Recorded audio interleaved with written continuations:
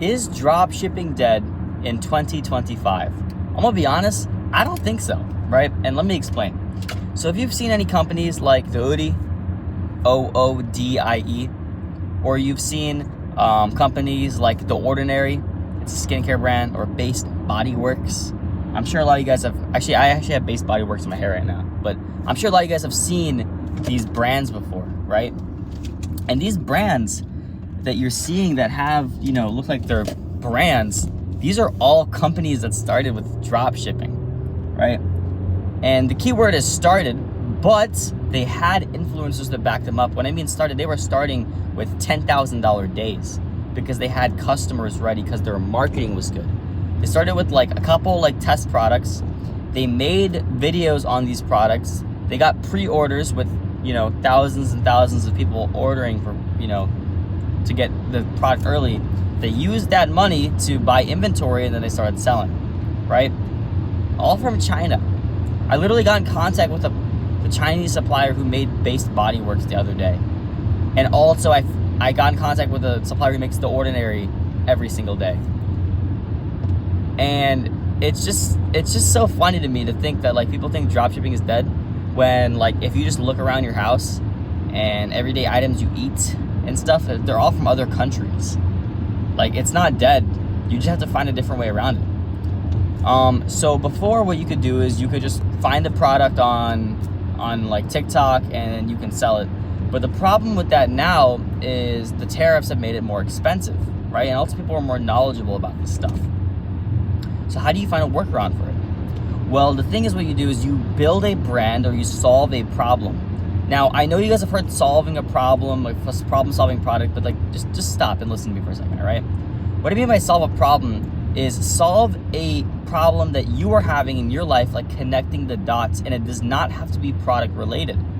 So for example, let's say you are making videos on soccer, right? Or you have a soccer clipping channel or a soccer Instagram that has, I don't know, like 20,000 followers or something on it. And you're just uploading like edits of Ronaldo and Messi and Mbappe and Lamine Yamal, the GOAT, by the way. And you're making these videos and they're getting, I don't know, 20 to 100,000, maybe you get a couple million views on these videos. And you're not making any money because you understand Instagram is pretty crappy at like actually getting you paid. Same thing for all platforms with soccer stuff. But you also see that there's this new dropshipping product, this little camera you can put on your chest. So you start promoting this product on your story. You start making videos about this product. You start taking clips and then you start uploading these clips of soccer stuff on your Instagram. And then all of a sudden, you realize people started buying your product, their dropshipping little camera on your chest. And you're wondering like, people are buying my stuff, and it's because they don't feel like you're dropshipping because you're targeting a problem the niche is having because you built a community first. And that's what I'm trying to get to. You need to build a community before you sell a product. You cannot build a community by selling a product. Building the community comes first and selling the product comes after. If your goal is to make money and you start the community by trying to sell them immediately, you're not gonna be able to make money.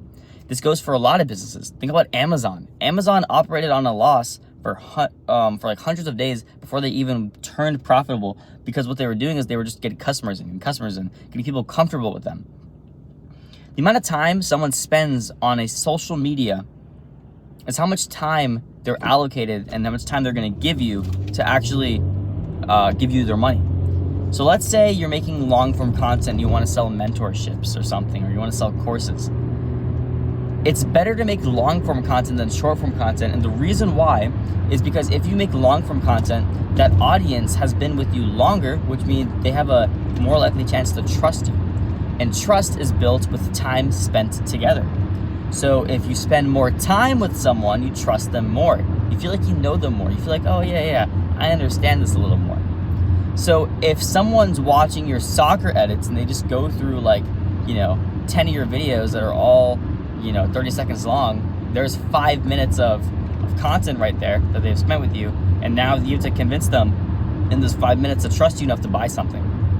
That's why YouTube has a 20% conversion rate for creators. It may sound crazy, but did you guys know that YouTube has anywhere from a 5 to 20% conversion rate on creators. That's why brands are willing to spend so much money and huge amounts of money on these creators, because they understand how high their conversion rates are. So I want you to take that into consideration when you think about, is dropshipping dead? Because there are brands paying hundreds of thousands of dollars out to creators just to promote their product. And if they're paying hundreds of thousands of dollars to promote their product, that means they ought to be making their money back, which means they're making more than hundreds of thousands of dollars, probably millions of dollars on just dropshipping stuff. Now, dropshipping is level 1, and most of these bigger brands are on like level 3, level 4, which is having stock and inventory. But you got to start with dropshipping. And just because there are tariffs in place doesn't mean the dropshipping is dead. It just means you got to price better, you got to market better, and you got to find better suppliers. So take what you will with this information. Dropshipping is not dead. I really wanted to clear it up, because I'm gonna be honest, Gavin, if you're watching this video, I watched this video, my friend, he posted a video saying dropshipping is dead, and I was like, bro, that's not even true. That's not even true at all. Dropshipping is not dead. What are you talking about? So yeah, do you with the information. My name is Devin Senath. I got 400 million views this month, and I make lots of money. All right, bye, I love you.